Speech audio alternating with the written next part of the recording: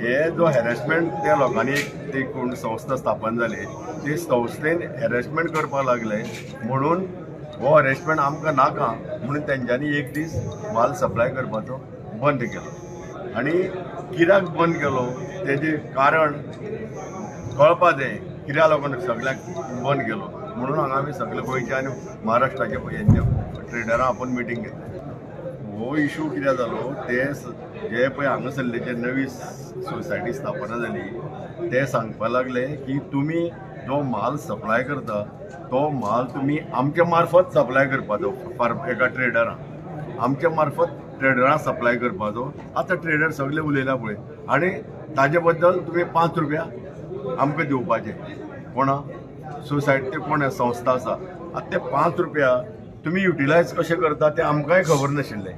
पयलीं आमी हे संस्थेक सपोर्ट केलो बरें करतले पूण हे बरोबर न्ही महाराष्ट्रांतल्या नाका कर्नाटकांतले we are all equal Maharashtra Karnataka आनी गोवा. आनी रेजोल्युशन अशें घेतलां की मांडलां सगळें ही सबसिडी पळय आसा न्ही गोंयान वॉल्यूम वाडयतलो जाल्यार प्रोडक्शन जाय जाल्यार जी सबसिडी आसा न्ही ती रेग्युलर फार्मरांक दियात वॉल्यूम वाडया आनी मागीर rate लावया measures rate लावया.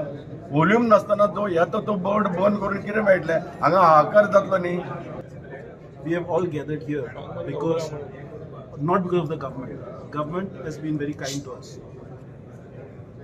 A group of people, okay, a few individuals. I would say when I say few, it is nearly 7-8 people. Not more than 2%. Maybe 10-15 people have got together and they have decided to monopolize our service.